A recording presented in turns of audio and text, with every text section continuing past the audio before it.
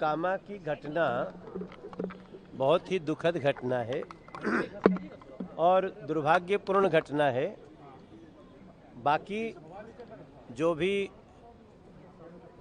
Complain और लोगों की फर्स्ट इंफॉर्मेशन होगी उसके आधार पे कानून अपना काम कर रहा है। तेजस्वी यादव कह रहे हैं कि 18 तारीख को मुख्यमंत्री पद का शपथ मैं लूंगा, क्या कहेंगे? कल डुमरांव में मेरे रोड शो पे अटैक करवा दिए। 60-70 आरजेडी के कट्टर समर्थक हमको हमारे गाड़ी पे अटैक कर दिए, हमारे रोड शो पे अटैक किए। लालू यादव जिंदाबाद कर रहे थे और नीतीश कुमार जी, मनोज तिवारी, नरेंद्र मोदी मुर्दाबाद कर रहे थे।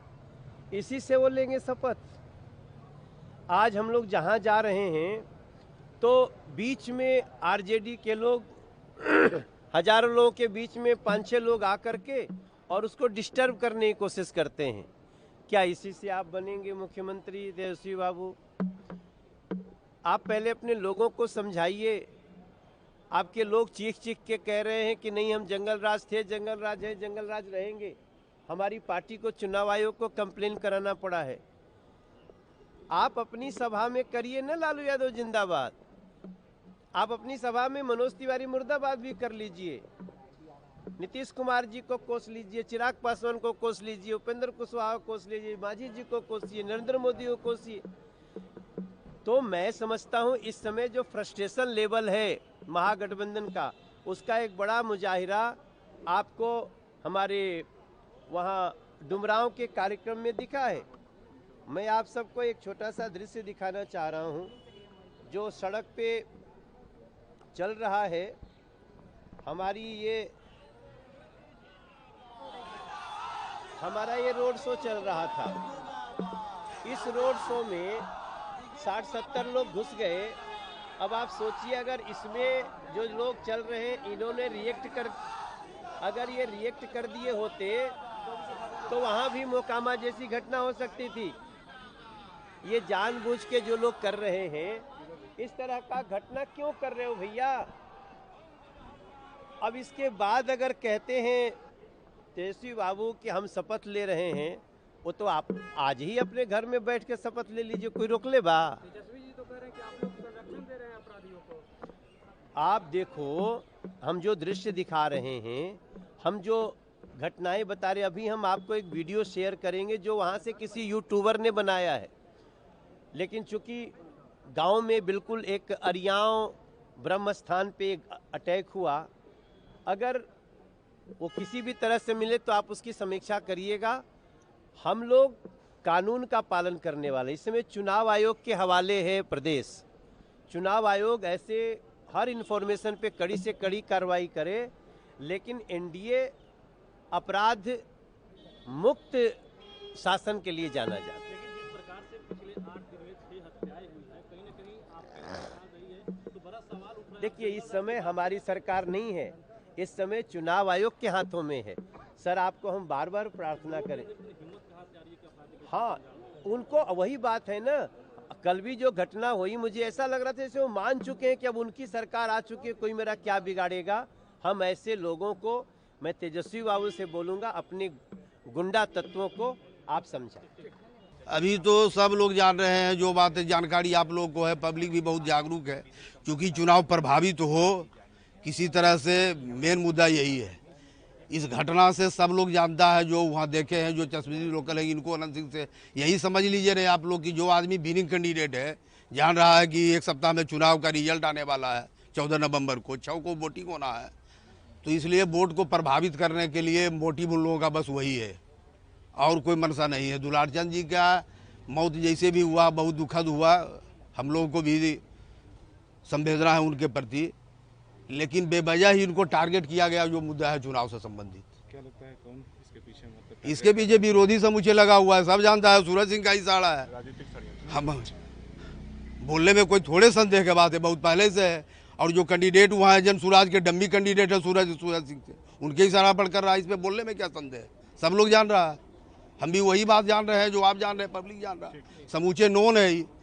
जिस समय टिकट लेकर के वो आए, शुरू से वो बोल रहे थे कि वोट के लूट के लिए बस अनंत सिंह को मोहड़ा बनाया गया। अभी जो है आगे क्या कार्रवाई होगी यहाँ से उनको आगे कार्रवाई तो अब पुलिस पदाधिकारी लोग हैं वो करेंगे, उनको गिरफ्तारी किए हैं, उसके बाद इनको जज साहब के यहाँ पेश किया जाएगा, रिमांड होंगे। उसके बाद रिमांड पे लिया जाएगा। अभी कहाँ नहीं, पेश रिमांड पर लेने का कोई केस नहीं है, क्योंकि बहुत ज़्यादा प्रेशर हो गया था। अनंत बाबू जीत रहे हैं, तो थोड़ा सा हम लोग तो उम्मीद अभी किए थे कि चुनाव तक रहेगा, लेकिन दबाव तो आप लोग भी बहुत बना देते हैं, मीडिया के लोग। एक दो चैनल में देख रहे थे कि अनंत सिंह की गिरफ्तारी कब होगी, लग रहा था जबरदस्ती कर देंगे, उसके वजह से भी प्रशासन के लोग भी डर जाते हैं थोड़ा। हम तो गिरफ्तार भी कर लेते हैं, क्योंकि न किसी को फंसाते हैं न बचाते हैं। अपने काल का याद करें, शहाबुद्दीन को तो उत्तर प्रदेश पुलिस गिरफ्तार करने आई थी, 26 घंटे फायरिंग हुई, उसके बाद लालू जी ने उत्तर प्रदेश पुलिस को वापस भेज दिया था। ज्ञान देने की कोशिश मत कीजिए, जो दोषी होगा वो बचेगा नहीं। जब आप बचे ही नहीं तो बाकी कौन बचेगा? तैयारी कीजिए, तिहाड़ जाने की बारी आ रही है। लेकिन सवाल तो उठ रहे हैं ना, कल पूरे दिन वो चुनाव प्रचार किए, जांच के हिसाब से पुलिस अपनी कार्रवाई कर रही है। पोस्टमार्टम की रिपोर्ट और फॉरेंसिक जांच के बाद जो भी तथ्य सामने आए, उनके वीडियो बयान के आधार पर उनको गिरफ्तार किया गया है। रंगदारी सेल में उनको रखा गया है। न्यायालय में आज उनको प्रस्तुत किया जाएगा। अब न्यायालय जो भी निर्णय लेगा सबको मान्य होना चाहिए, लेकिन चुनाव चल रहे हैं, ये विशुद्ध रूप से चुनाव आयोग का फैसला है, और चुनाव आयोग के तमाम फैसले के साथ राज्य सरकार मजबूती के साथ खड़ी है। ये भी एक सवाल उठ रहा था कि चुनाव के समय में 40 काफिले के साथ घूमना क्या आचार संहिता का उल्लंघन नहीं है? देखिए, ऐसा है, आचार संहिता का उल्लंघन है, उसके लिए केस भी हो गया है, उनकी गिरफ्तारी भी हो गई है। चुनाव आयोग अपना काम कर रहा है, इनको तो चुनाव आयोग से ही प्रॉब्लम है। चुनाव आयोग निष्पक्ष हो के, सत्ता पक्ष हो चाहे विपक्ष हो, सब पे कार्रवाई कर रहा है। हम तो उफ नहीं बोल रहे हैं, हम तो चुनाव आयोग की हर कार्रवाई का स्वागत करते हैं, और सरकार के नाते सरकार उसके समर्थन में रहेगी। इनका क्या हुआ? ये तो 14 तारीख को गाना गाएंगे, SIR, EVM, वोट चोरी, ये सब बहाना उसी का है और कुछ नहीं। तेज प्रताप यादव महुआ से चुनाव लड़ रहे हैं, लेकिन चुनाव प्रचार में ना कोई जा रहा है, वहां RJD की तरफ से भी कैंडिडेट है, वहां कोई नहीं जा रहा है। बहन मीशा भारती कह रही है कि, रोहिणी कह रही है कि एक बहन के नाते मैं चाहती हूँ कि तेज प्रताप जीते, लेकिन मैं RJD में सांसद हूं, तो उस नाते मैं उनके प्रचार में जाऊंगा। देखिए, ऐसा है ना कि ये महुआ प्रत्याशी को बलि का बकरा बना दिया गया है। ये RJD का प्रचार करने राघोपुर जा रहे हैं, और वहां कहते हैं कि हम चाहते हैं कि तेज प्रताप जीते। तो हारे कौन? RJD हारे ना। और मैंने क्या कहा था कि 14 तारीख को रिजल्ट आएगा, ये परिवार और ये पार्टी खंड खंड टूटेगी, खंड खंड टूटेगी। क्यों लड़वा रहे हैं फिर महुआ के अपने प्रत्याशी को चुनाव, जब तेज प्रताप को ही जितवाना है? तो ये जवाब देंगे जरा? यादवों, कान खोल के सुनो, बिहार के यादवों, इनके लिए यादव का मतलब सिर्फ अपने घर का यादव है, आप नहीं हो। महुआ का प्रत्याशी जो लड़ रहा है वो भी यादव ही है ना, डॉक्टर है, पढ़ा लिखा है, उसके समर्थन में नहीं जाएंगे। वहां से भी चाहते हैं तेज प्रताप जीते, और यहां तेजस्वी के समर्थन में घूम रही है। क्या जनता का मिल रहा है? अरे ये लोग गिद्ध हैं, गिद्ध, सिर्फ अपने परिवार के लिए वोट ही नोचेंगे और कुछ नहीं। और यही जनता को समझना चाहिए, खासकर यादव समाज को समझना चाहिए। यादव समाज का जितना मूर्ख बनाया इन्होंने, जितने यादवों की हत्या हुई है लालू राज में, उतनी आज तक नहीं हुई थी। एक और सवाल है, तेजस्वी यादव ने कहा है कि हमारा मुस्लिम डिप्टी CM भी होगा। अब MP भी चाह रहे हैं और खुलकर कह रहे हैं। भाई, ये कुंभकर्ण की नींद टूटने में इतने दिन लग गए, घोषणा पत्र में क्यों नहीं घोषणा कर दिया कि मुस्लिम डिप्टी CM होगा? CM क्यों नहीं मुस्लिम हो सकता है उनका? सबसे बड़ी आबादी तो उनके घटक में 17% की आबादी मुसलमानों की है, यादवों से भी ज्यादा है, तो मुस्लिम CM क्यों नहीं होगा? ये बोलने में क्या दिक्कत है? बोले कि मुस्लिम CM होगा, थोड़ा और जोश आएगा।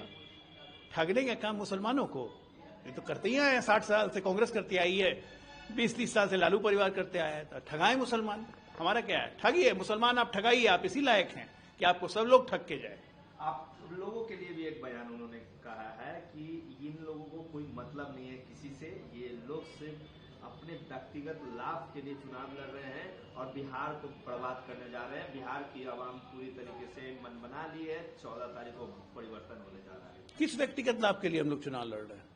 किस व्यक्तिगत लाभ के लिए? नीतीश कुमार का कौन सा व्यक्तिगत लाभ है? नीतीश कुमार का बेटा राजनीति में है। प्रधानमंत्री मोदी का कौन सा व्यक्तिगत लाभ है? उनका कोई खानदान का आदमी राजनीति में है? व्यक्तिगत लाभ कैसे बोल रहे हैं? दिमाग कम है ना, 9वीं फेल है, दिमाग कम है, पता ही नहीं होता है कि व्यक्तिगत और सार्वजनिक किसको कहते हैं, अंतर ही नहीं पता है। तो जितनी बुद्धि रहेगी उतना बोलेंगे। हम 1 करोड़ रोजगार की घोषणा करते हैं तो कहते हैं कहां से देंगे, पैसा कहां से लाएगा, और खुद हर घर में सरकारी नौकरी बांट देंगे।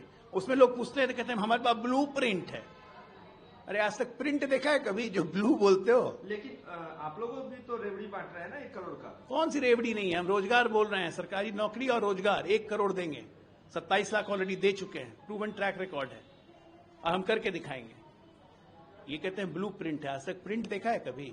हैं? प्रिंट पढ़ना नहीं आता है। कितने लोगों ने देखा है, पढ़ा लिखा हुआ भाषण नहीं पढ़ पाते हैं। विधानसभा याद है ना, जब राष्ट्रपति आई थी, पढ़ा हुआ लिखा हुआ भाषण नहीं पढ़ पाते हैं। राहुल गांधी हेडगेवार नहीं बोल पाते हैं। ऐसे ही पारिवारिक पुत्रों से कुछ नहीं होने वाला है। बिहार इन पारिवारिक पुत्रों से हाथ जोड़ चुका है। नमस्ते।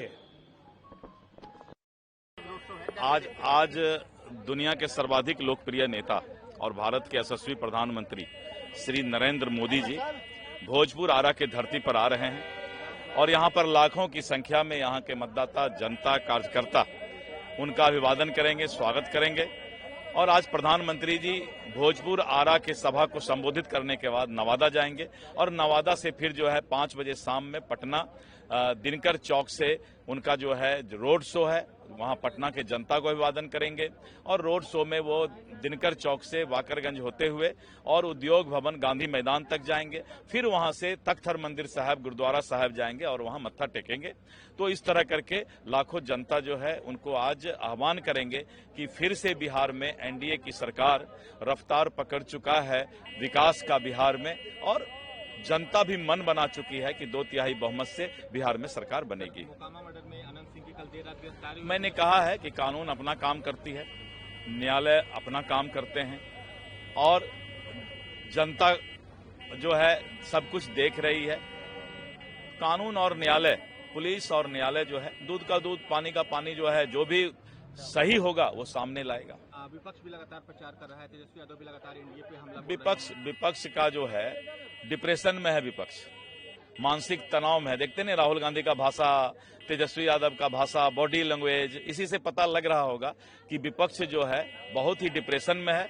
और यहां अब एनडीए की सरकार बन रही है, मतदाता ने मन बना लिया है। वीके न्यूज, राष्ट्र के नाम।